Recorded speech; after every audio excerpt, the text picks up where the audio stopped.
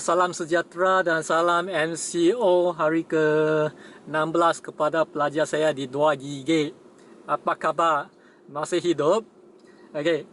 Ini kalau kamu masih hidup, tolong sambung belajar. Okey.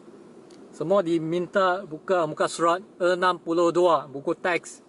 Ini kita belajar tentang pertahanan badan. Apa itu pertahanan badan? Okey, sebelum cikgu mula, satu benda yang kamu mesti tahu iaitu antigen. A-N-T-I-G-E-N. Okey, antigen adalah semua bahan yang boleh menyebabkan respon pertahanan badan. Contohnya benda yang boleh buatkan kamu bengkak. Okey, apa dia? Apa contoh antigen? Bakteria, virus atau benda asing. Benda asing contohnya kamu kena cucuk dengan kayu, sepian kayu atau gigitan nyamuk ke, gigitan lebah kan, dia akan menyebabkan respon pertahanan badan. Okey? Kalau kamu sudah faham maksud antigen kan, kamu dah boleh masuk pertahanan badan 62. Okey, pertahanan badan kita terdiri daripada pertahanan spesifik dan tidak spesifik. Okey, kita mula dengan pertahanan tidak spesifik. Okey, tidak spesifik ini, okey, kita guna dua cara saja, iaitu kita halang semua antigen masuk ke dalam badan kita. Halang macam mana nak halang? Okey, melalui kulit kita. Kalau kulit kita luka, bermaksud antigen boleh masuk lah, bakteria boleh masuk. Okey, kedua, boleh melalui mukus. Okey, mukus tu dia boleh menangkap bakteria, virus supaya dia tidak masuk ke dalam badan kamu. Okey? Kedua, pertahanan tidak spesifik terdiri daripada sel darah putih yang membaham benda asing yang masuk ke dalam badan kamu. Dia jumpa, dia search and destroy. Dia makan dan dia digest lah. Dan dia akan cari cara untuk keluarkan benda itu, benda asing tu dari badan. Sama ada kamu kencing keluarkan, kamu keluar melalui peluh atau... Okey, sekarang kita masuk pula pertahanan badan jenis spesifik. Dia ada pilih. Okey, dia ada pilih. Pilih benda yang dia akan bunuh, dia akan halang. Itu saja. Kalau A masuk, dia halang A sajalah. Kalau B masuk, dia halang B saja. Okey, pertahanan spesifik ini dia dijalankan oleh sel limfa atau sel darah putih yang kait rapat dengan antibody, penghasilan antibody. Okey? Bagaimana dia berfungsi? Okey, dalam buku teks kamu, dia tidak cerita dengan sangat jelas. Biar cikgu ceritakan satu persatu. Okey. Bila bakteria dengan virus yang masuk ke dalam badan kamu, okey, dia boleh diangkat antigen atau dia menghasilkan antigen. Contohnya virus, coronavirus kan. Kalau kamu nampak bentuk dia, dia ada crown, bentuk yang tajam-tajam tu. Okey, tempat yang tajam-tajam tu sebenarnya antigen yang digunakan untuk virus untuk menembusi sel manusia. Okey? Okey. Kalau sel darah putih jenis okey. Contohnya sel darah putih yang jumpa benda antigen ni, dia akan baham. Okey, dia bukan baham begitu saja. Okey? Dia akan baham dan keluarkan tapak antigen tu. Okey, anti-serum ini adalah serum, iaitu serum yang mengandungi antibody dari orang lain atau haiwan lain dan masuk ke dalam badan pesakit untuk lawan antigen dalam pesakit itu. Misalnya, dulu pernah berlaku jangkitan Ebola. Okey, penyakit Ebola yang sangat bahaya lah. Okey, kematiannya sangat tinggi. Okey, salah satu cara untuk mengobati Ebola adalah dapatkan serum daripada orang yang sudah sembuh dari penyakit itu masuk ke dalam pesakit. Walaupun cara ini keberkesanannya rendah, tetapi ini salah satu cara lah. Okey.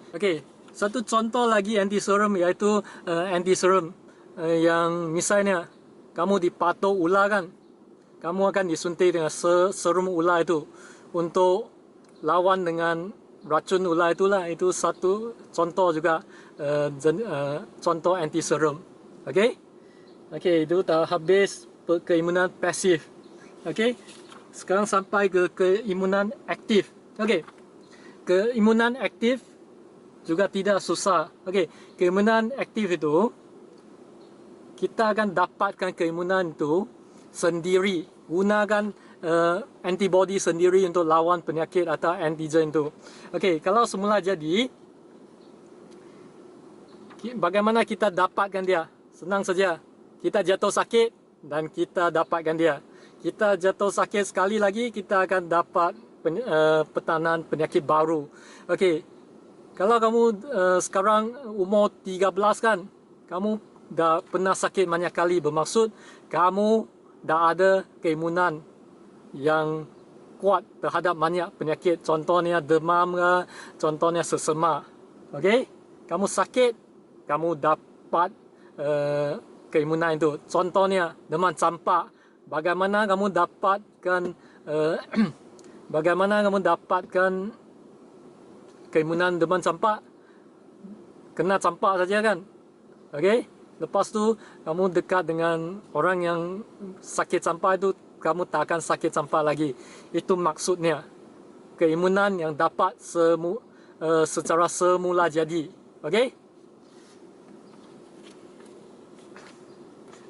Okey, mengapa kita susah nak dapat penyakit kali kedua dalam keimunan pasif tu, contohnya campak? Sebab tadi cikgu cakap kan ada sel B memory kan. Sel B memory akan bertindak dengan sangat cepat apabila penyakit atau antigen yang sama masuk ke dalam badan kamu. Dia akan menghasilkan antibody dengan cepat. Lepas tu antigen tu tak dapat membiak dengan sangat cepat atau bereplika dengan cepat. Jadi sakit kamu tidak akan jadi teruk atau tidak nampak sakit itu walaupun dia masuk ke dalam badan kamu. Okey, itu sama juga dengan orang yang sudah recover dari COVID-19. Susah dia, kalau dia sihat balik, dia susah nak dapat jugalah penyakit COVID-19 itu. Tetapi berani ke kamu cuba? Okey.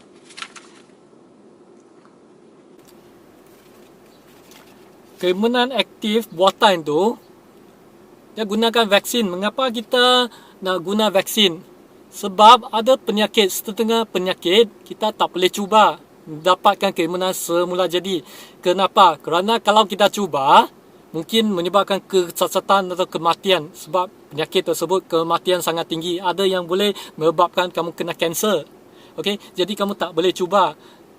Kamu hanya boleh gunakan vaksin. Apa itu vaksin? Okey, vaksin itu terdiri daripada bahagian-bahagian antigen atau bahagian-bahagian virus yang dilemahkan atau bakteria yang dilemahkan atau virus yang mati untuk suntik ke dalam badan kamu. Apa tujuannya guna virus yang mati atau tak sihat itu? Okey, apa tujuannya? Supaya badan kamu boleh cam benda itu jahat dan mula memori dalam B-cell memory sebagai latihan. Sekiranya ada penyakit yang sebenarnya masuk ke dalam badan kamu, kamu lebih bersedia untuk lawan penyakit tersebut atau antigen tersebut dengan lebih cepat dan kamu tak mati dan kamu tak dapat penyakit itulah. Kamu dilindungi oleh antibody yang dihasilkan dengan lebih cepat. Okey, contohnya kamu semua pernah disuntik kan? Suntik sini surat, kamu boleh lihat muka surat 85. Okey, bahagian ni. Okey, cikgu terangkan apa itu BCG. BCG iaitu satu vaksin yang untuk TB, batuk kering. Okey, kalau kamu dapat batuk kering tu, kamu kan batuk sampai nak matilah, keluar darah lah. Kedua, hepatitis B iaitu jangkitan pada hati kamu. Okey, hepatitis B. Dan D-Tab. D-Tab itu untuk tetanus, iaitu untuk bakteria yang misalnya kamu pergi, misalnya kaki kamu kena cucuk dengan paku yang berkarat, dalam dia bakteria boleh menghasilkan bahan kimia yang rosakkan kamu punya nerve system, iaitu sistem saraf kamu, dan menyebabkan kamu kekejangan seluruh badan. Okey, lepas tu polio. Okey, polio itu menyebabkan kanak-kanak kaki dia bengkok, terencat. Okey, lepas tu baru-baru ni untuk budak tingkatan 2 kan, budak perempuan. Okey, tahun lepas kamu pernah suntik dengan suntikan HPV. Okey, HPV itu untuk perempuan saja. Okey, virus ini dia akan jangkit kepada tempat sulit perempuan, dan dia boleh menyebabkan kanser. Oleh itu kamu disuntik dengan jarum tu lah, supaya kamu tak dapat kanser. Okey? Okey, sampai itu saja bahagian keimunan, pasif, aktif. Okey, bagaimana nak tingkatkan keimunan kita? Senang saja. Stay happy. Tidur awal, jangan bermain game sampai larut malam, dan makan makanan yang berkhasiat. Okey? Itu saja untuk bahagian kedua, kesihatan manusia. Okey? Okey, sampai masa untuk buat kerja. Okey, semua buka muka surat 88. Cikgu nak kamu buat latihan formatif 4.2. Okey, buat soalan 1, 2, 3, 4, 5. Okey, itu saja. Terima kasih. 2 gigi.